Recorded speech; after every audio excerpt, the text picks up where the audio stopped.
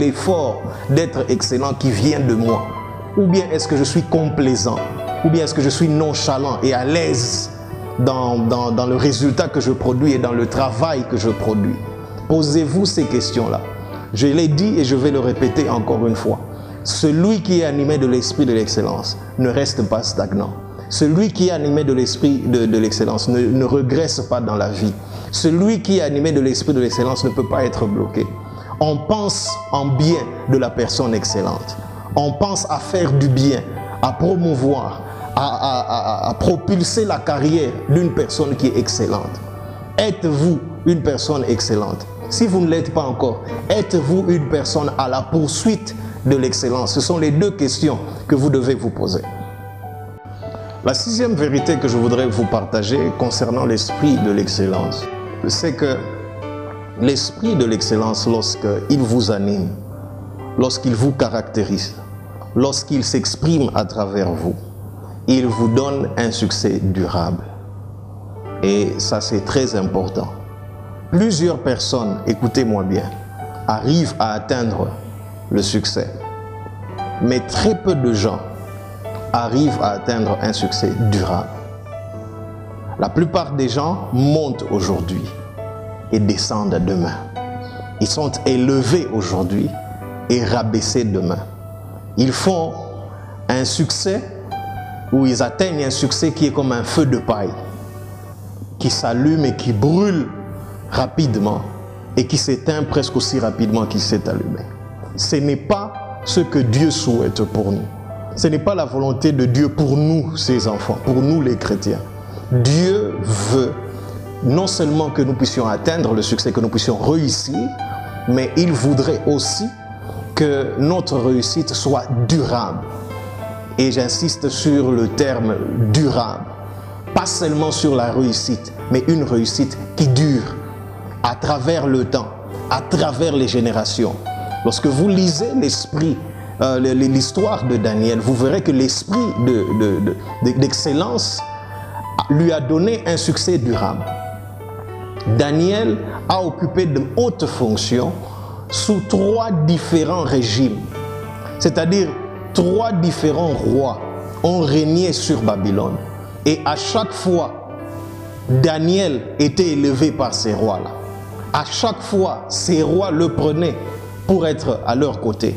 À chaque fois, il était promu par ces rois-là. Pourquoi? À cause de l'esprit de l'excellence qui l'animait. Les rois ont changé, mais le succès de Daniel est resté inchangé.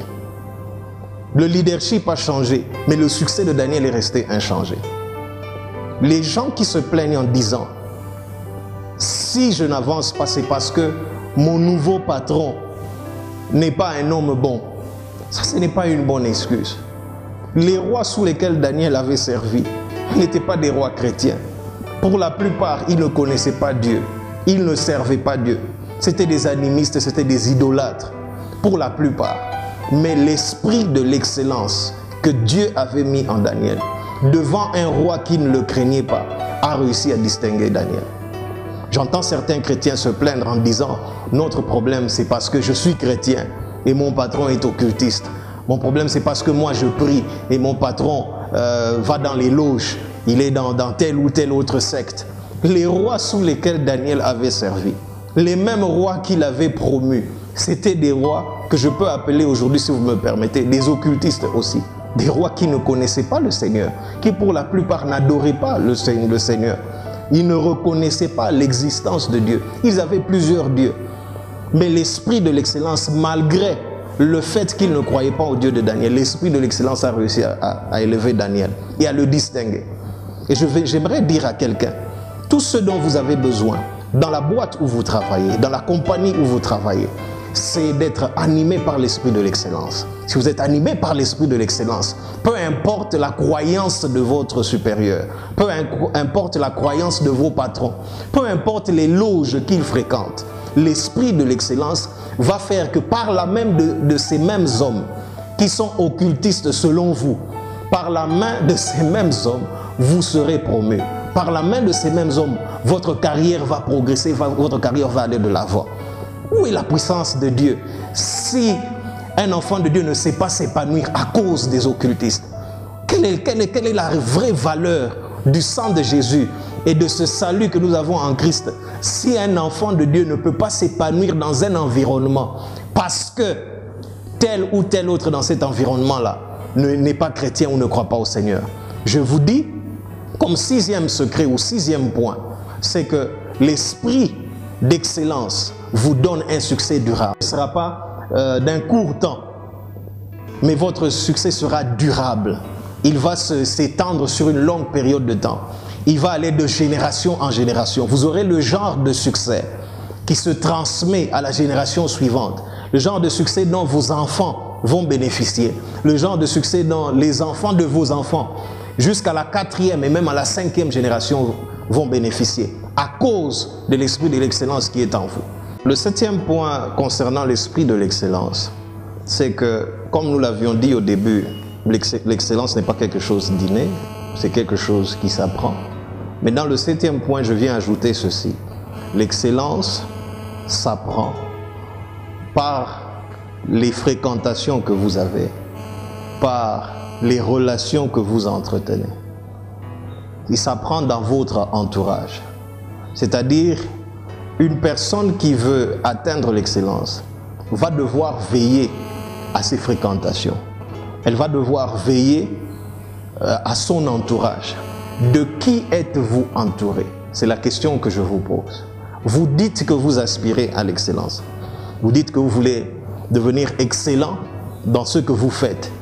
La question que je vous pose, c'est de savoir de qui êtes-vous entouré? Qui sont vos amis? Qui sont vos collègues? Qui sont vos fréquentations? Avec qui est-ce que vous passez du temps? La Bible dit dans le livre de Proverbes, au chapitre 13, le verset 20, et je vais le lire pour vous.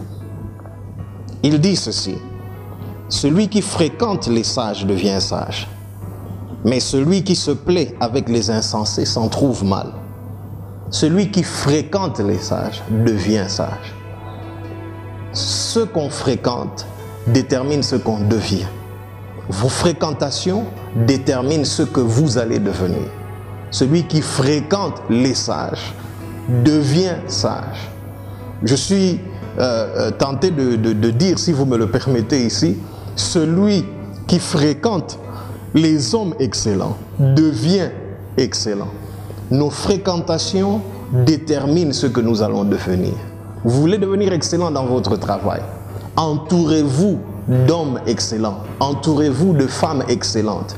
Cherchez des hommes et des femmes, même si elles n'ont pas encore atteint l'excellence, mais au moins sont à la poursuite de l'excellence.